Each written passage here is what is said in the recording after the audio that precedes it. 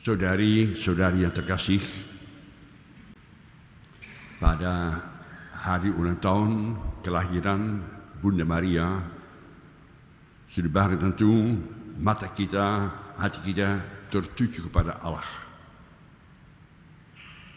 Kau bisaan Allah itu memilih seorang wanita, seorang gadis yang sangat amat sederhana, bukan untuk apa-apa, tetapi justru untuk menjadi mami dari Allah sendiri.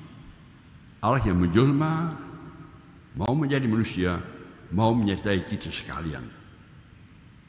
Maka patutnya kita hormat kepada Bunda Maria.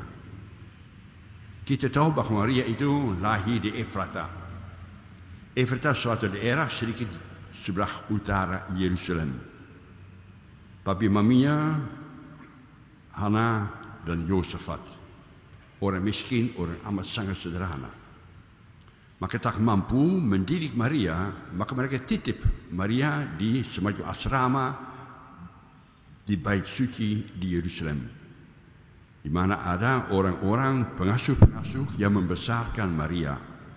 Sudah barang tentu di situ dia belajar berdoa, juga belajar untuk hafal kitab suci orang Yahudi, Tanakh, di mana dia juga membaca bahawa bangsa Israel sangat menanti-nantikan seorang Mesias seperti yang dijanjikan dalam Perjanjian Lama. Mesias itu yang akan membebaskan bangsa Israel dari segala bentuk perbudakan, entah perbudakan Roma, bangsa lain, atau mungkin bebas dari perbudakan dosa dan setan. Ketika Maria menjadi gadis besar, pemimpin-pemimpin asrama mulai mencari siapa kiranya cocok menjadi pasangan suami bagi Maria. Mata mereka tertuju entah mengapa kepada Yosef, tukang kayu dari Nazaret, Israel bagian utara. Ternyata Yosef itu menjadi kaget ketika Maria mengandung entah dari mana. Bukan kekuatan manusia, tetapi ada roh Allah sang pencipta yang lahir yang hadir di situ. Maria dikasih kabar, engkau dipilih oleh Allah, betapapun sederhana, betapapun kecil engkau, betapapun tak berarti bagi dunia, engkau dipilih menjadi ibunda dari anak Allah. Dan hebat ilah, tolong diingat, tirulah, kata Maria, walaupun saya tidak mengerti, tapi jadi pada saya yang Tuhan kehendaki. Aku pasrah. Aku percaya bahwa apa yang Tuhan rencanakan dengan diri saya itu paling bagus. Aku ini hanya hamba Tuhan. Maria meletakkan masa depan hidupnya, kerinduan untuk entah menjadi apa, kiraan tangan Tuhan, jadi pada saya yang Tuhan kehendaki. Nah, kata-kata ini saya kira bagusnya kita simpan juga dalam hati kita. Kita suka memaksa Allah. Kita memanjatkan doa yang luar biasa banyak. Tuhan gini, dan kalau Tuhan tidak mengabulkan, kita marah-marah. Buat apa saya berdoa? Kata Maria, jadi pada saya, aku pasrah. Aku hanya hamba Tuhan saja, nurut sama Tuhan. Tuhan tahu lebih baik apa yang saya butuhkan daripada saya sendiri. Dan mungkin baiknya kita juga belajar dari Bunda Maria, wanita yang contoh teladan bagi kita menjadi orang beriman, menyerahkan diri hidup kita sepenuhnya kepada Allah. Di situ kita menemukan ketenangan, kedamaian. Tuhan akan mengurus saya. Berani, jangan takut, jangan gelisah. Berani percaya pada Tuhan, bahwa apa yang akan terjadi itu yang paling bagus. Bunda Maria itu kita kenal sebagai seorang yang luar biasa, luar biasa.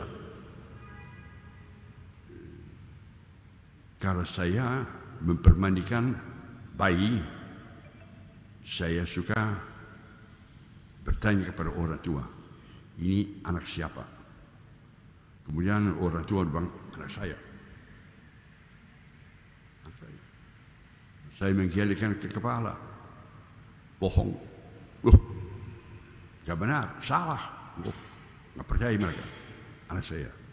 Maksudnya hebatnya Bunda Maria, saudara, ia anak Allah. Maka hebat Bunda Maria Allah bahwa dia mendidik Yesus supaya dia betul-betul mirip serupa gambaran dengan Allah. Ungkapan kasih Allah kepada manusia. Bahwa Yesus menjadi orang yang hebat, bahwa Yesus menjadi anak Allah berkat bimbingan Maria.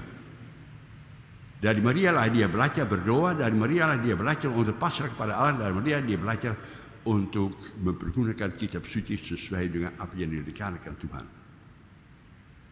Maka bagusnya kita pun menghormati Bunda Maria sebagai seorang yang mempunyai iman, seorang yang mendidik anak-anak yang luar biasa.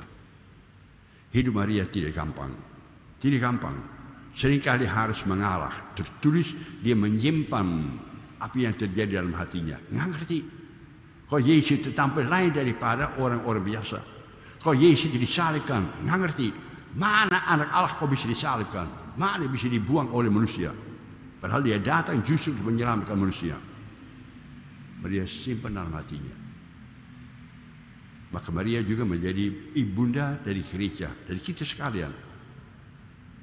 Peganglah tangan Bunda Maria. Bersama dengan Bunda Maria kita menempuh jalan yang Tuhan sediakan bagi kita. Di situ kita akan menemukan kebahagiaan.